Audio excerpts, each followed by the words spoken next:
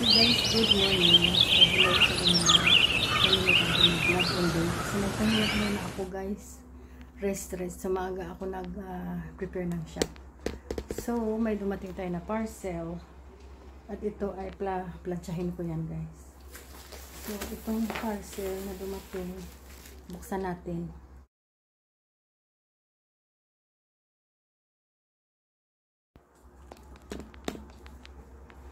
So ito guys, dalawang magnet na ano sila.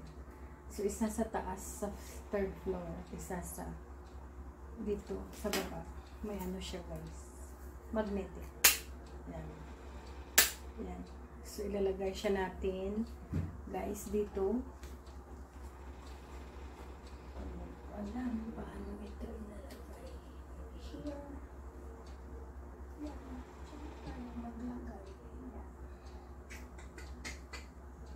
Pag dito siya guys ilalagay, hindi pwede.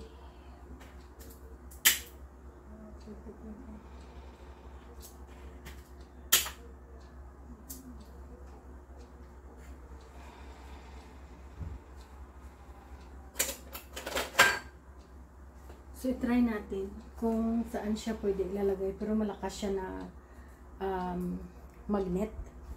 Very strong siya guys. Hanapan lang natin siya ng space kung saan siya pwede mai-plaster. Yun. Oh, see?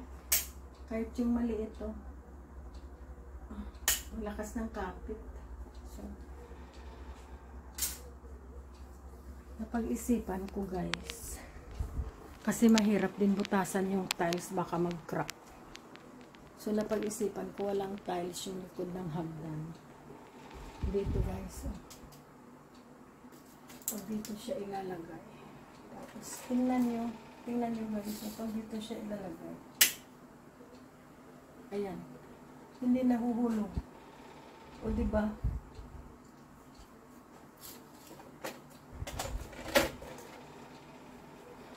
So, baka i-end up na dyan natin ipalagay sa ating builder, kung sino ang maglagay niyan sa kanila. Tapos yung sa upstairs, ay nahulog kayo. Yung sa upstairs na kitchen, i-reserve natin to. And then, pwede nilang ilagay doon. May screw naman siya nakasama. So, ayan.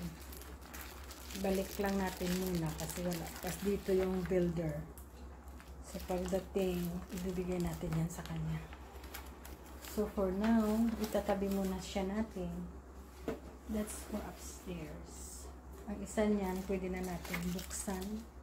Ready na siya for installation.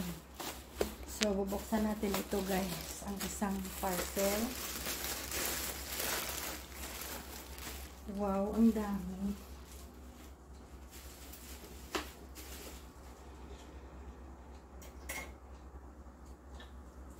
Guys, the reason na marami ito. Hindi ako yan ha. Tinatawag ng radyo.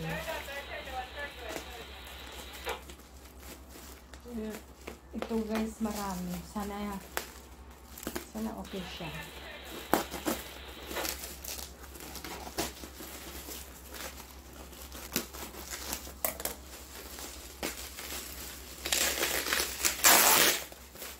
Wow, may battery.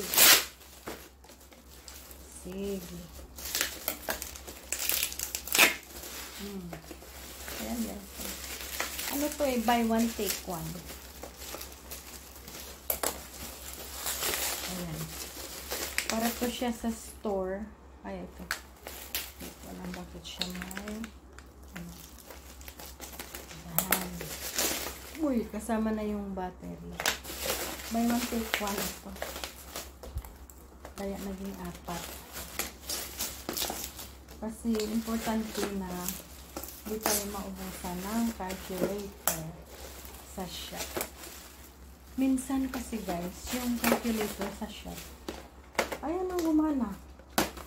Pwede naman kami gumamit ng phone. Kaya lang minsan hindi nadadala yung phone sa ano. Sa, ayan siya. Hindi siya nadadala sa ano, sa shop. So, syempre, wala tayong gagamitin. So, ako, always talaga ako ready. May mga spare ako na calculator. Ngayon, yung calculator natin na spare, isa na lang kasi yung dalawa pa kasi yung isa hindi na gumagana. So, sabi ko, bili tayo ng buy one take one. Ito battery operated. Ayan. Okay na yun, yung battery operated kasi alam mo na battery. Maghanda ka na ng mga battery. So, pag hindi siya gumagana, battery lang siya, di ba? So, ayan siya, guys. Ayan. Wala lang siyang on and off. Okay na yan. It's eating the battery. Ano siya, oh? Auto power off. Ibulad siya sa init. I-dry mo siya sa init. Ano na siya? Ano to? Hindi ko to alam. Paano to? Ano to? Ay. Ano to? Hindi ko to alam, guys. Bakit siya may ganito? Petal soap paper. Ay, bakit may ganito, guys? Hindi ko alam. Soap papers. Saan to ilalagay?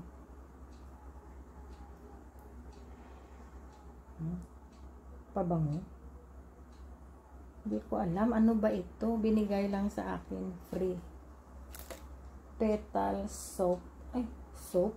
Soap ito. Guys, hindi ko alam. So, ibalik ko siya. Basta. Ayan. Soap paper. So, soap siguro to. Ang bango niya, guys. Bango niya. Basta. Basta mabango. Oh, ayan. 2. Tingnan lang muna natin just in case. 2 and 3. Ayan. So, here is our ayan ang nabili natin. Okay? So, this is our Shopee na dumating. At saka ito. Yung ano natin. Alright. Alright, guys. Wow, super dark. Yeah, guys, so it's nearly our holiday time. I have moved this bag, guys, and then I needed to that's for our holiday coming soon. We're heading to overseas trip. I wanted to bring this, but it seems heavy. I don't know if it's viable to actually take this. Maybe it got heavy because of this, guys, because of this. So let's have a look if we can remove this one.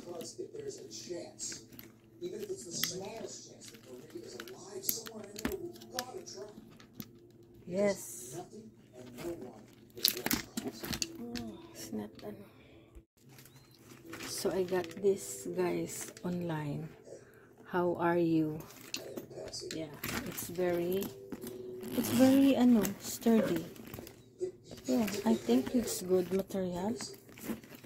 So it's not like some of the things that we buy. It's not a good quality. This one seems to be better. Okay, so we're gonna take this to Singapore when we go. It should be very soon. It should be very, very soon, our Singapore trip. So yeah. So today we have oh my goodness, guys, the store.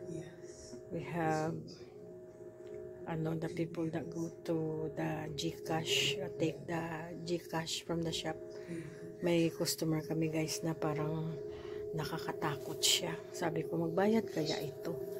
Hindi din maganda pala yung ganun. Mabuti na lang may kasama kami nagbabantay ng store na parang naging guard namin sa store, yung mga boys. So, mabuti na lang nandyan siya. Pag ako lang siguro isa, on that time baka matatakot ako. So, it's not good. Kahit nakaunti lang naman guys na pera yung ini-exchange. Pero, you know, hindi natin alam yung ulo ng tao. So, it's better. It's good na may kasama kami. So, experience na ba? Very hairy na gano'n, diba? So, tomorrow is Saturday. Sunday close kami guys, which is very good. Very happy na naman pag nag-close na.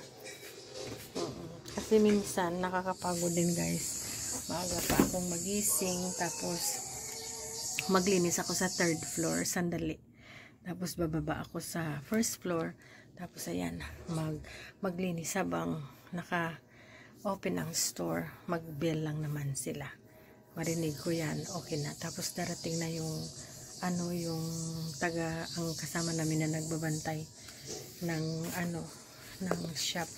So at least may kasama ako guys, kasi mahirap din talaga na I'm not enjoying it na wala kaming kasama. Parang hindi maganda. Pero secured naman guys ang store namin. Ang problema lang syempre pag may bibili, you know, na hindi maganda yung kahit ang dami naming CCTV. Nagpa-change pala kami ng camera. Hindi ko na guys napakita sa inyo. Pero yung camera andito, pinalitan siya.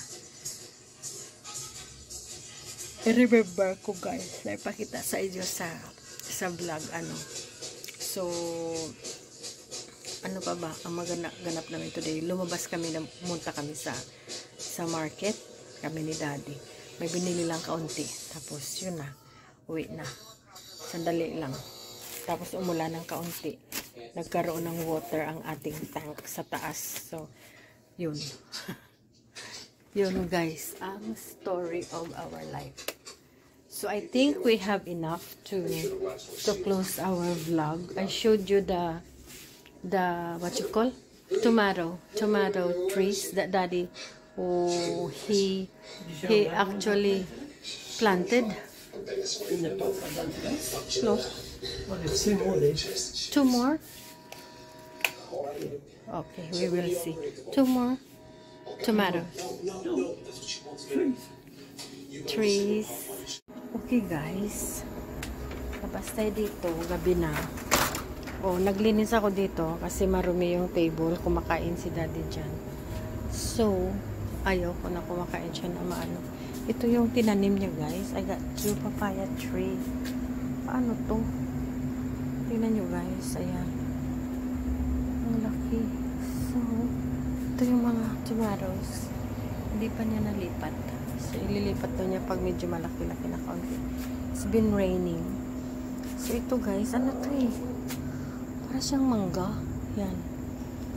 Ibibigay natin sa kapatid ko yun.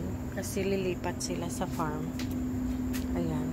Inaano lang namin guys, yung mga yung mga hunol. Anong tawag niyan? Ito, bigay lang sa akin. Malaki na siya. So, it's really good. Ito, tapos, ito guys, yan. Bigay lang din ng friend ko. Iniipon ko lang guys, kahit paano may mga tanim-tanim tayo dito sa bahay. Pero marami kaming tanim doon sa baba. Sa mga neighboring, mag-share kami ng tanim. The papaya? Yeah. Wow! All from seed, everything from seed. Yeah, I know. The papaya, I didn't know. So that come from seed as well? Yeah, because we don't have papaya here. I put them in. So that's good, Daddy. So we have to keep it. I gotta get some more buckets. More buckets? More buckets. The containers. The lids. For the base? Yeah. Okay. So just buy a basin. You're gonna buy a basin. Bumibili siya guys ng labador. You know, it's better. Even though, how much you pay, Dad? 50 pesos. 50 pesos for the basin? For the lids. What about the basin? 55 or 60, I'm not sure. Oh, I like the basin because they're really tall. You can put more water. No? Yeah, so yan. Yeah, so it's been good. Guys, it's been good a planting. So, ito yung garbage namin. Binalot na ni Daddy to go down. Where do you get the bucket from? 888 or Lamart. Lamart. Next time we go to Lamart. Oh. Lamart or Unitap. Or Novo. Novo is a bit there. Lamart or Unitap is good. Ito guys yung mga tubig natin. Coke ni Daddy. Kailangan na namin mag-refill. May isa pa. Kailangan na natin mag-refill ng mga kailangan niya. So, ito yung snack room guys ni Daddy. Ayan. So, ito yung buhay natin sa Pilipinas. You know. Yun siya. Oh. Diyan yan siya. Tapos may TV siya guys. Ayun. Natutuwa naman siya guys sa life namin dito. Hindi naman siya nagre-reklamo. At least we don't need to face work. Back in Australia, we have enough working guys for 27 years. Working for 5 years is good. But not for nearly 30 years na. Nakakasawa na din. You know, so it's time for us to relax and enjoy. And of course, you know, try to do good thing wherever you are. So, yeah. So, we are here in Australia, in Philippines, like, enjoying the life that we expected to have. And of course, the main thing is you are happy. Because we don't have to drive in winter. I like it here because I can grow all the fruit trees. In Australia, I can't grow the fruit trees. No, mahirapan siya guys kasi may winter. Pag winter guys, patay lahat na tanim, tinatakpan. So it's not good. So here you can enjoy. If you have a piece of land that you can farm, it's good. And then you can like take your time. No? Yeah. And it's good to have animals if you have a space. No? Maybe one day I'll find a space. Maybe one day we're just gonna keep trying and look for a little bit of space for our animals. At the moment, no space. So our house is right in the middle of the city, which has a very small space. So you never know, guys. We might be gonna be blessed of another small property. Yeah. Never know. So, thank you guys for following our story here in Bacolod City. We hope to take you with us for our more happenings in Bacolod City. Good night, guys. Good night. Night, Daddy. Good night. Thank you for watching. Bye-bye now.